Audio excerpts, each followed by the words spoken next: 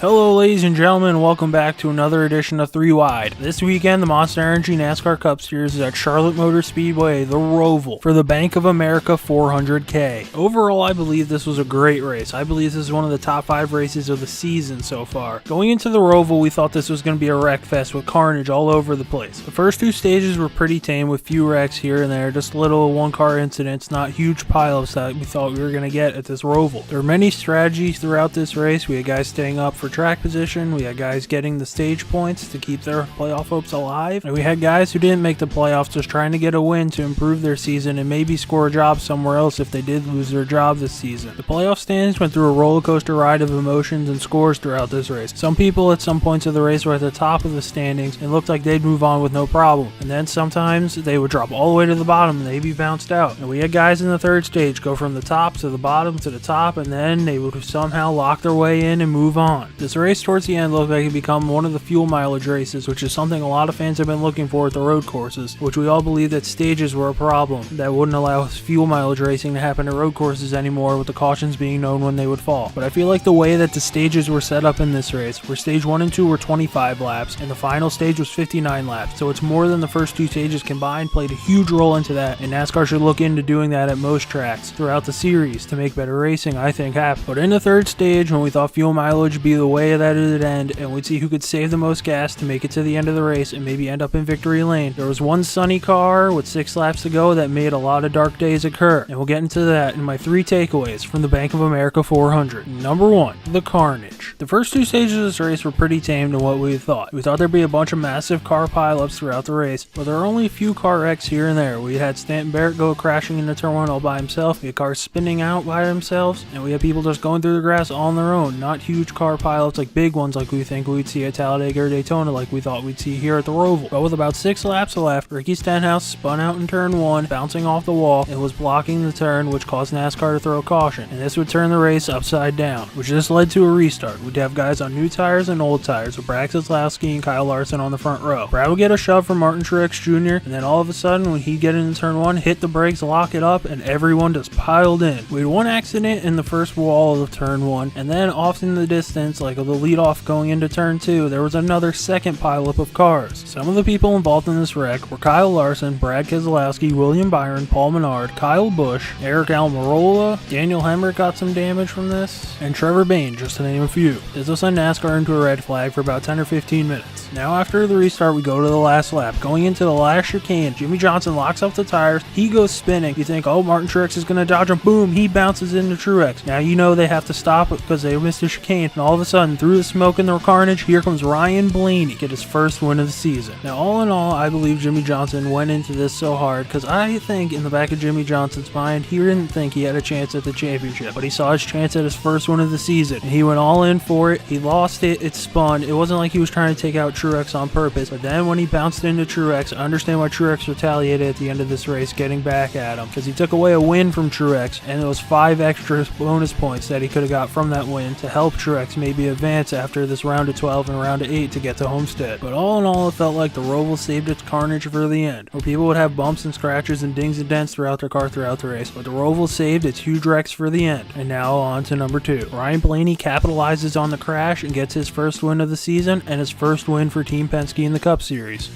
Going into the Roval, Ryan Blaney was the last guy in, sitting on the bubble, just a few points ahead of 13th position. And going into the Roval, people didn't have high hopes for Ryan Blaney, as he hasn't really been doing too great this season. He's been on an up and down kind of swing. He'll do good one race, really bad the next race, good the next race, really bad, or he sometimes just goes into a huge slump where he doesn't really do too well. And road courses aren't at the top of the heap when you think of good tracks for Ryan Blaney. So going into this Roval, the best thing that Blaney could have done for a way for him to get into the next round would just be survive. But when it was all said and done, if you look at Ryan Blaney's stats today, he did really well, even before getting the win. In stage 1, he finished 10th, getting 1 point, which is good just to pad his stats a little bit, does inch by inch, getting ahead of the cutoff. And then in stage 2, he came out and won it. That gives him a playoff point and gives him 10 normal points to have him just jump ahead of people to get away from that bubble position that he was at the start of the race. And then came stage 3. He was just playing strategy to just match Alex Bowman and not fall too far behind. He was just ahead of Bowman by I think 4 points points going into the last 20 laps. But then when the aforementioned carnage that I said in the last takeaway came to play, Ryan Blaney dodged all that carnage and was able to get in position to get his first win of the season to advance in the playoffs. So now into the round of 12, Ryan Blaney sits 8th, just 5 points ahead of Chase Elliott. He's already on the bubble, and let's see if he can maybe get away from this and maybe move on. Now on to number 3.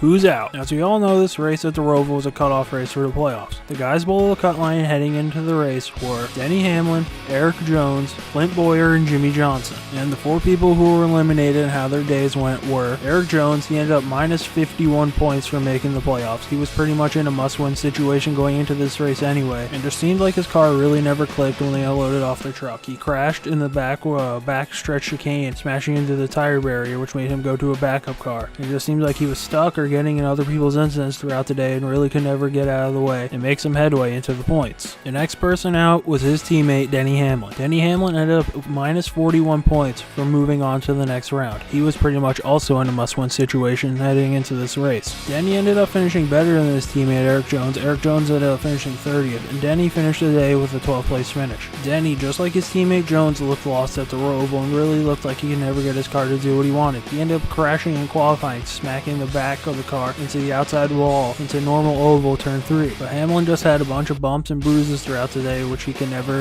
recover from. He even got into the back of his teammate Jones on a restart. The next guy out was Austin Dillon. Austin Dillon ended up being 26 points out of making it into the next round. Austin Dillon was pretty much a lock for everyone to not make it, but with the first 2 races, Dillon had good finishes and was ahead of the cutoff going into this race at the Roval. But Austin Dillon crashed into the wall after being behind Chris Buescher. He shot up in normal oval turn 4 and just ended his day. He ended up finishing 39th.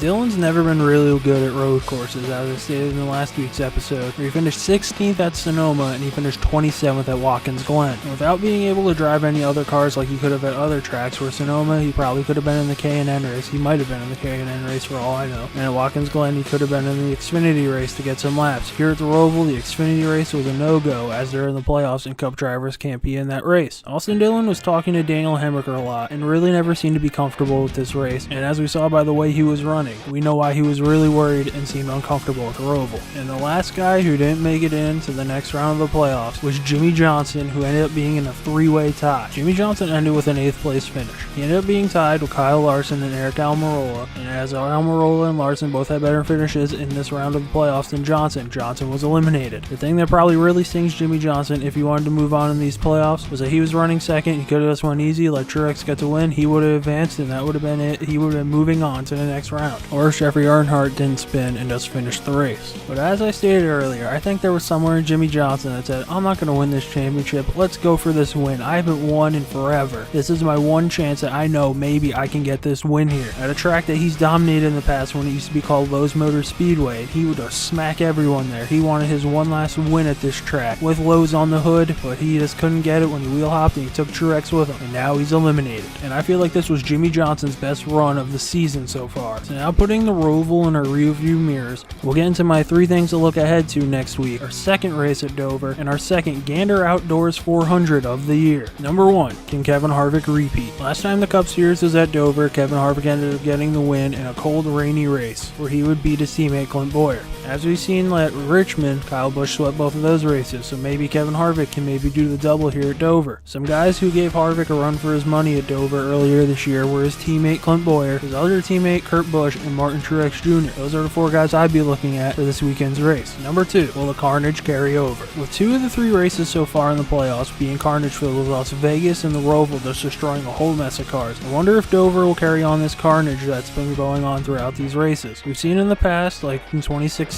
when Jimmy Johnson missed a shift causing a huge wreck on the front straightaway, taking out a whole bunch of cars, and in 2009 when Joey Logano crashed, causing him to take out a huge bunch of cars as well. So we'll see if Dover will be tame or if the monster really will take out some victims at this race. And number 3, will the track be multi-grooved? As we saw last year at this race in Dover, it came down to who could make their line work between Chase Elliott and Kyle Busch, with Ryan Newman blocking up the bottom, and Chase Elliott just not adapting to the top, which led to Kyle Busch passing Elliott to get the win, and Elliott still thinking about what could have been that day at Dover. We also saw in the past year at Dover with a duel that involved Chase Elliott as well, with Chase, Kyle Larson, and Matt Kenseth dueling battling it out between the three of them, which then led it to just being between Larson and Matt Kenseth at the end, which led to a great finish and one of the great Dover races I can remember in recent history. So now that we're thinking of how Dover was the last time, it was cold and rainy. I think the temperatures will be probably up, so maybe they'll be slipping around and have to get more grooves to work at Dover, and maybe we'll have multiple grooves. And now on to my prediction of who the next 4 playoffers that I think will be eliminated. Number 1 is Alex Bowman.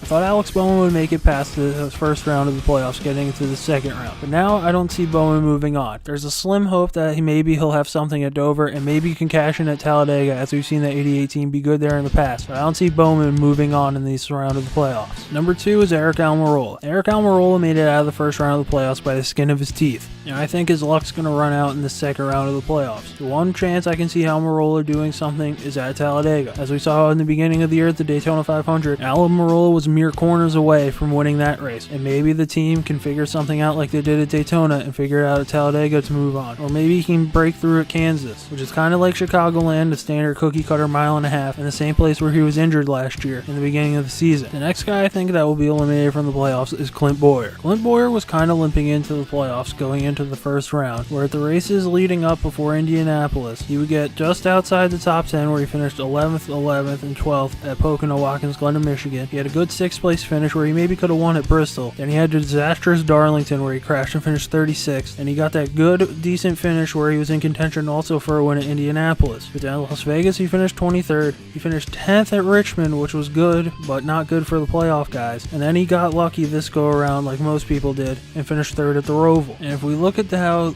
Bowyer did the first time around at these tracks of Dover, Kansas, and Talladega, the only shot you would really see Bowyer winning at or doing really well at is Dover. He finished 2nd there to Kevin Harvick. He finished 31st at Talladega and finished 15th at Kansas. The 15th at Kansas I don't think will get it done and won't help Bowyer move on in the playoffs. So unless Bowyer wins at Dover or pulls a rabbit out of his hat at Talladega, I don't see him moving on to the next round. And now my last pick. My last pick, I was debating between these 3 drivers, Joey Logano, Kurt Busch, and Ryan Blaney, who are just ahead of 9th place going into these playoffs. My pick to be eliminated here is Kurt Busch. I didn't think Kurt Busch would get out of the first round of the playoffs, and going into this round of the playoffs, I slightly think he can do it where he ran well at Dover, but as we've seen in Kurt Busch's past, the super speedways have just been awful for him. While Talladega has been the better of the 2 play tracks for Kurt Busch, I just don't see Kurt Busch doing well at Talladega and probably having a really bad day. In the first race at Dega this year, Kurt Busch came close to winning. He finished 2nd, but the race before that, he finished 25th, which 25th could just destroy his playoff hopes. And if we look at his last 3 Daytona finishes, he's finished 37th,